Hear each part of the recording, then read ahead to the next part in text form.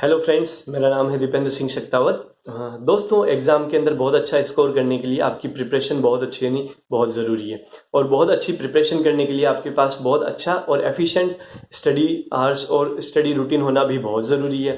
बहुत common problem होती है सभी के साथ में, हम 10 से 12 घंटे पढ़ाई तो कर लेते हैं, लेकिन जब हम दिल से पूछते हैं कि इसमें क्वालिटी स्टडी कितनी रही, तो सिर्फ हमारे पास में 6 घंटे या 7 घंटे ही निकल के आती है। मतलब बाकी टाइम आपने क्या किया, वो आपने इनएफिशिएंसी के साथ में वेस्ट किया है। उस टाइम को आप बहुत अच्छे से यूटिलाइज कर सकते थे।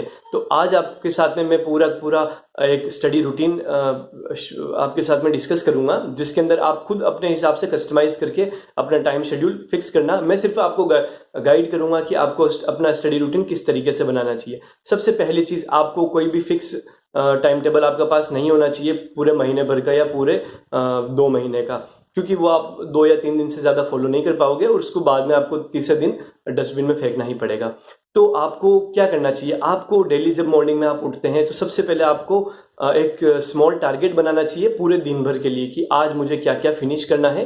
ठीक है, और इसके बाद में इन टारगेट्स को आपको हर 3-3 घंटों की शिफ्ट के अंदर डिवाइड करना है कि इन 3 घंटों के अंदर मैं क्या पढ़ाई करूंगा, अगले 3 घंटों में क्या पढ़ाई करनी है और उसके अगले 3 घंटों में मुझे क्या पढ़ाई करनी है।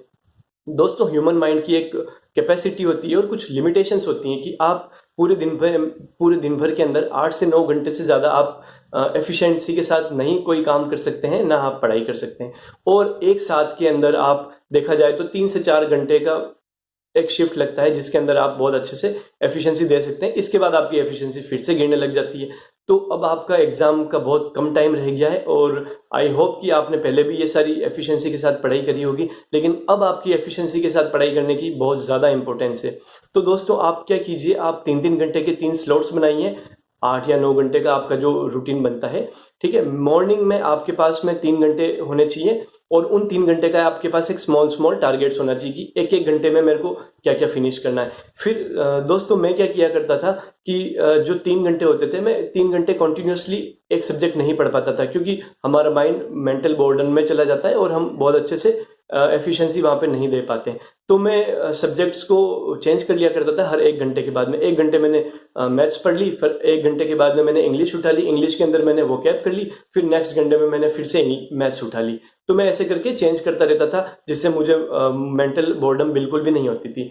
और दोस्तों, जब आप पढ़ाई करते हैं तो आपका हर 1 घंटा बहुत इंपॉर्टेंट है। आप हर 1 घंटे के अंदर आप ऐसा करिए कि 50 मिनट्स आप बहुत एफिशिएंसी के साथ पढ़िए। अपने आंखों के सामने बहुत कम से कम स्पेस होना चाहिए जो यूटिलाइज में होना चाहिए।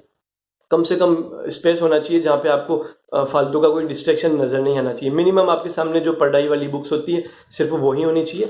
50 मिनट्स आपको बहुत अच्छे से एफिशिएंसी के साथ पढ़ाई करना है और जो आपके 10 मिनट्स होंगे उन 10 मिनट्स में आपको अपनी आंखों को रिलैक्स देना है, अपने माइंड को बिल्कुल शून्य कर देना है, जीरो कर देना है। कोई भी उसके अंदर थॉट नहीं आना चाहिए, वेदर पॉजिटिव वेदर नेगेटिव, ताकि आपका माइंड फिर से रिलैक्स हो पाए और अगले घंटे के लिए वो माइंड प्रिपेयर हो पाए पढ़ने के लिए। तो इस तरीके से आपको 3-3 घंटों की शिफ्ट्स में 1-1 घंटे आपको एफिशिएंसी के साथ वर्क करना है। जब आप पूरे दिन भर में इस टास्क को फिनिश करेंगे तो आप जब सोएंगे उससे पहले आपको बहुत अच्छा सेटिस्फेक्शन फील होगा कि मैंने बहुत एफिशिएंसी के साथ आज अपनी पढ़ाई करी है और मेरे सारे के सारे टारगेट्स भी फुलफिल हुए हैं। तो दोस्तों, सब्जेक्ट्स जो आपके होते हैं उसको हमेशा आपको कुछ सीक्वेंस के अंदर अटेम्प्ट करना चाहिए। वो सीक्वेंस क्या होता है कि जो भी आपका सब्जेक्ट वीक है या फिर जो आपको सबसे डिफिकल्ट लगता है या सबसे आपको बोरिंग सब्जेक्ट लगता है, ठीक है, वो सब्जेक्ट आपको कब उठाना चाहिए, जब आपकी माइंड की एफिशिएंसी और आपकी माइंड की एक्टिवनेस बहुत अच्छी होती है। वो टाइम होता है मॉर्निंग का। सुबह जब आप उठते हैं तो जो सबसे आपके स्टार्टिंग वाले आवर्स होते हैं उनमें आपकी एनर्जी लेवल बहुत हाई होता है। उन सब्जेक्ट्स को आप उस आवर के अंदर पढ़िए जो आपको बोर करते हैं या आपको डिफिकल्ट लगते हैं, और जो आपका इंटरेस्ट वाला सब्जेक्ट है और जो आपको इजी सब्जेक्ट्स लगते हैं वो सब्जेक्ट आप उन आवर्स के लिए रखिए जिन आवर्स में आपकी पढ़ाई की एफिशिएंसी नहीं आ पाती। जैसे कि मेरा होता था, मैं 3 से 5 या 3 से 4 वाला जो टाइम होता था उसमें मेरी एफिशिएंसी बहुत कम होती थी। तो उस समय मैं मैथ्स को पढ़ता था क्योंकि मुझे मैथ्स में बहुत इंटरेस्ट आता था। तो मैं अपने आप को एक बहुत अच्छे से एफिशिएंट रूटीन के अंदर रखता था, जो आपको भी करना चाहिए। ठीक है दोस्तों, और आपको small small targets daily finish करने हैं और जितनी आपकी पढ़ाई करनी ज़रूरी है एफिशिएंसी के साथ, उतना ही ज़रूरी है आपको अपने माइंड को रेस्ट देना, तभी वो अगले घंटे के लिए प्रिपेयर हो पाएगा। ठीक है, 3 घंटे की शिफ्ट आप लगा सकते हैं, 4 घंटे की शिफ्ट आप मॉर्निंग में लगा सकते हैं। उसके बाद कम से कम आपके पास में 2-2.5 घंटे का एक टाइम होना चाहिए, रेस्ट टाइम, जिसमें आपको अपना लंच कर लेना चाहिए दिन के अंदर, और इसी में आपका रेस्ट टाइम भी होना चाहिए। अगर आपको नींद आती है तो वेल एंड गुड है, अगर नहीं आपको नींद आती है तो आप नैप ले सकते हैं, अपनी आंखें बंद कर सकते हैं और अपने माइंड को शून्य कर दीजिए, जीरो कर दीजिए, जिसमें कोई थॉट नहीं आना चाहिए, ताकि आपका माइंड पूरी तरह से रिलैक्स हो पाए। ठीक है दोस्तों, ये सारी की सारी चीज़ें आपको फॉलो करनी है, आपके पास में कोई भी डिस्ट्रैक्शन नहीं होना चाहिए। और इसके बाद में आपके साथ में मैं अपना रूटीन बताता हूँ कि मैं क्या किया करता था। दोस्तों, मेरा रूटीन होता था, 2 रूटीन होते थे मेरे पास में। एक होता था मॉक टेस्ट, जब मैं लगाता था पूरे दिन भर के लिए, तो मेरा रूटीन अलग होता था, और जब मेरी स्टडी करनी होती तो मेरा रूटीन अलग होता था। मैं सुबह 9 बजे से अपनी पढ़ाई शुरू करता था। 8 बजे मैं मॉर्निंग में उठ के 1 घंटे में अपना नहाना और ब्रेकफास्ट वगैरह सब कुछ फिनिश कर लेता था। 9 बजे मैं अपनी पढ़ाई करने बैठता था और 1 बजे तक मैं अपनी पढ़ाई करता था। इसमें मैंने 1-1 घंटे की शिफ्ट्स बना रखी थी। हर एक घंटे जैसे ही मैं बोर हो जाता था, मैं सब्जेक्ट चेंज कर लेता था। 50 मिनट्स बहुत एफिशिएंसी के साथ पढ़ाई करता था और 10 मिनट में अपना ब्रेक ले लेता था, आंखों को मसल लेता था, आई ड्रॉप लगा लेता था, माइंड जीरो कर लेता था। जो मैंने आपको सब कुछ बताया वो सब कुछ मैंने खुद किया हुआ है, तभी मैं आपको शेयर कर रहा हूँ। ठीक है दोस्तों, फिर इसके बाद में लंच का टाइम हो जाता था, फिर मैं वापस से 3 बजे आता था रेस्ट वेस्ट करके, और 3 बजे के बाद में मैं 6-6:30 बजे तक मैं अपनी वापस से तैयारी करता था। ठीक है, जिसके अंदर मैं मैथ्स वगैरह सब्जेक्ट पकड़ लेता था। और उसके बाद में शाम को मेरा रूटीन होता था, जिसके अंदर मेरा वर्कआउट इंक्लूड होता था। मैं कुछ पसीना निकालता था, जिससे मेरा माइंड थोड़ा और एक्टिव हो जाता था और सारे दिन भर की जो स्ट्रेस थकावट होती थी वो दूर हो जाती। ऐसा करने का मेरा रीज़न सबसे बड़ा यही था, खुद को हेल्दी रखना वो सेकेंडरी था, लेकिन मेरा जो प्राइमरी रीज़न था ये कि ताकि मैं रात को अच्छे से एफिशिएंसी के साथ अपनी पढ़ाई कर पाऊँ। ये मेरा प्राइमरी रीज़न होता था शाम को वर्कआउट करने का। आप आधा घंटा दे सकते हैं, कोई बहुत बड़ी चीज़ नहीं है। ठीक है दोस्तों, इसके अलावा जब मैं मॉक टेस्ट लगाता था तो मैं मैथ्स का मॉक टेस्ट सबसे मॉर्निंग में लगाता था। 9 से लेके 11 बजे तक मेरा फिक्स टाइम था, और 11 से लेके 1 या 1:30 भी कभी बच जाती थी, मैं उसका रिवीजन कर लेता था ताकि मेरे मैथ्स का सेक्शन फिनिश हो जाता था। उसके बाद खाना वाना खा के रेस्ट वेस्ट करके जब मैं आता था तो 3 बजे मैं दोबारा से अपने इंग्लिश का मॉक टेस्ट शुरू करता था। 5 बजे तक वो फिनिश हो जाता था, और 6-6:30 बजे लमसम मैं उसका रिविजन भी फिनिश कर लेता था। मुझे इंग्लिश में बहुत ज़्यादा प्रॉब्लम नहीं आती थी, मेरा एनालिसिस जल्दी हो जाता था। इसके बाद में वही मेरा घूमना फिरना और थोड़ा माइंड रिफ्रेशमेंट हो जाता था। उसके बाद में रात को मेरे को जो भी अपना बुक से रिवाइज करना है, अपनी कॉपी नोट्स वगैरह रिवाइज करने, फॉर्मूले रिवाइज करने, वो सब कुछ मैं करके और 12 बजे तक मैं वापस जाके सो जाता था। तो यही मेरा एक रूटीन था जो मैंने काफ़ी रिलीजियसली फॉलो किया। इसके अंदर काफ़ी एफिशिएंसी डालने की मैंने कोशिश की। दोस्तों, ये एक मोटा मोटा मेरा रूटीन था, लेकिन इस रूटीन के साथ में बहुत सारे इंपॉर्टेंट फैक्टर्स जुड़े हुए हैं जो आपको लोग नहीं बताते हैं, या कभी कभी हमें खुद भी नहीं पता पड़ पाते हैं।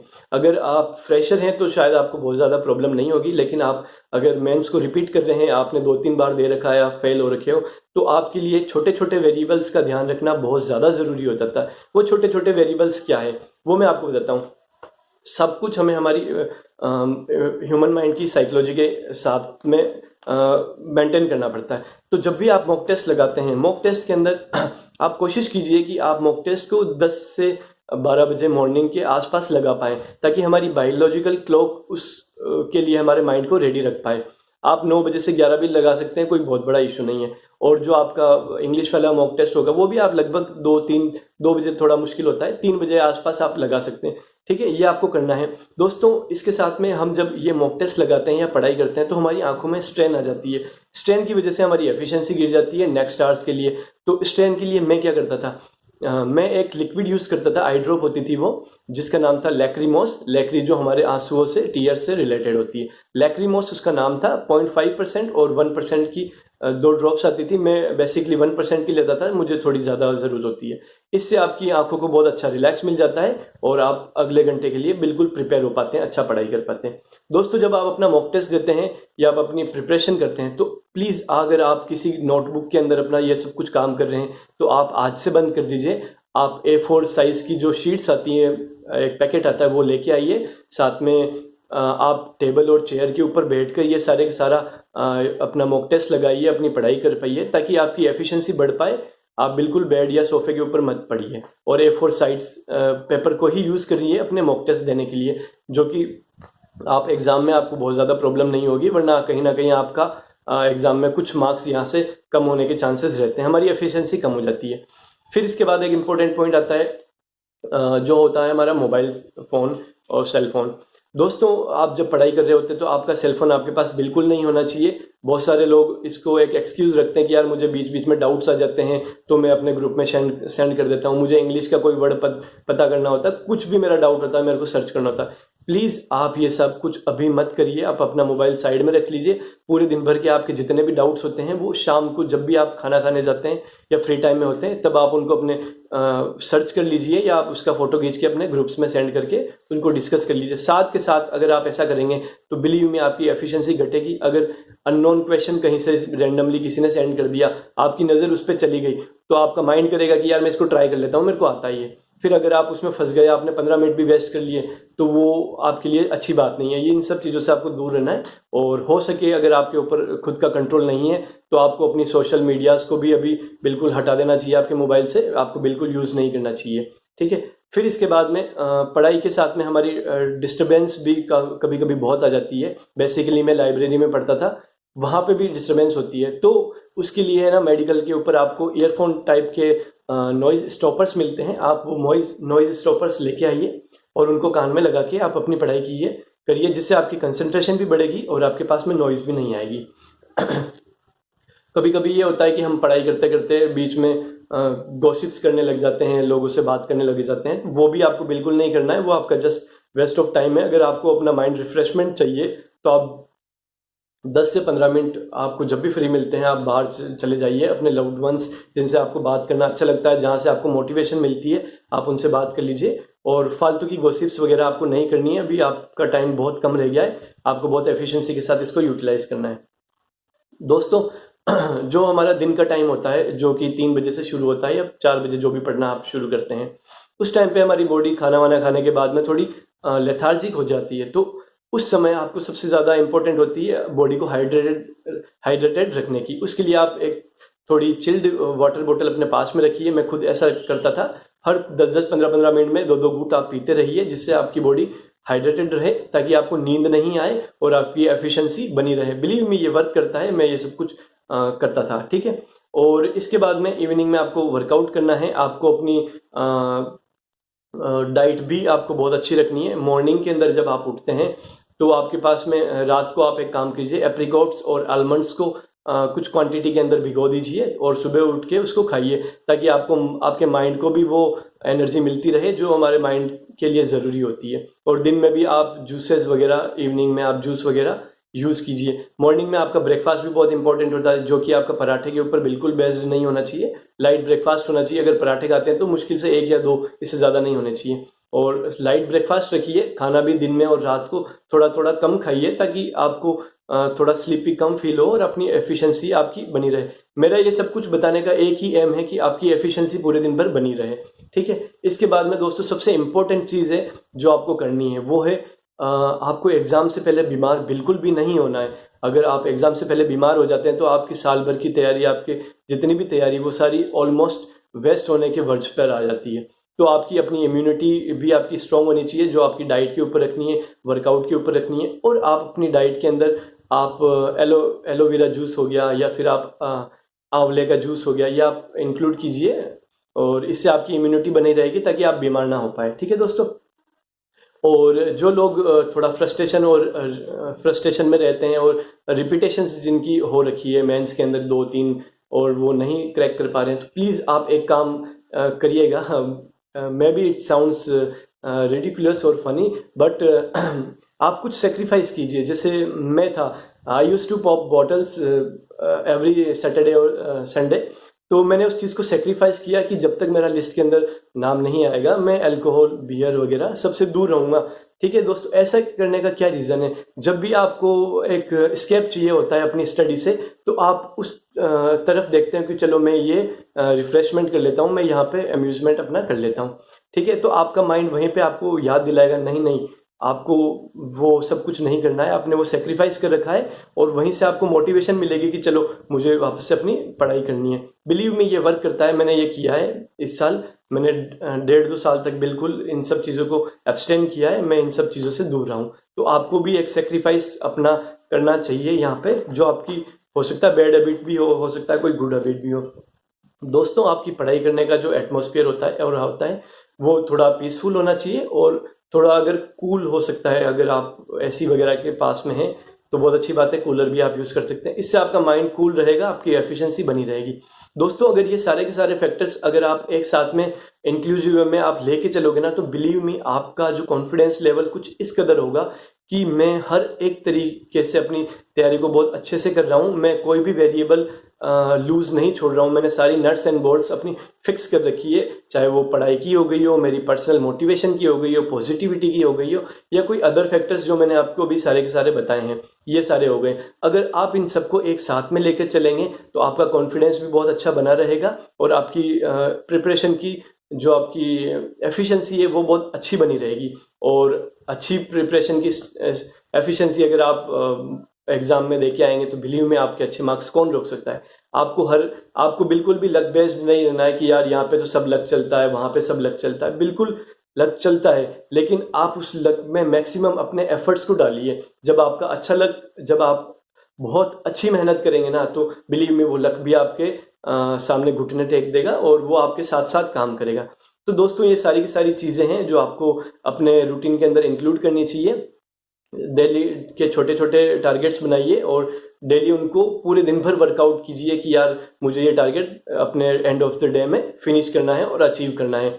और क्योंकि हर दिन का अलग माहौल होता है, हर दिन अलग होता है, तो हम कल की प्लानिंग आज नहीं कर सकते, हमें आज ही की प्लानिंग करनी है और हमारी स्ट्रेटेजी, हमारी सब कुछ फ्लेक्सिबल होना चाहिए, टाइम के साथ आपको मोल्ड करना बिल्कुल आना चाहिए। तो दोस्तों, इन सब चीज़ों के ऊपर आप बिल्कुल वर्क कीजिए। ये कोई भी फनी चीज़ नहीं थी, ये छोटी छोटी चीज़ें आपके लिए बहुत इंपॉर्टेंट हो जाती है जब आप अपनी जर्नी पर निकलते हैं, क्योंकि ये जर्नी बहुत फ्रस्ट्रेटिंग है, बहुत लॉन्ग होती है और आपका इसमें पॉजिटिव रहना और इन सब चीज़ों के ऊपर वर्क करना भी बहुत ज़रूरी है।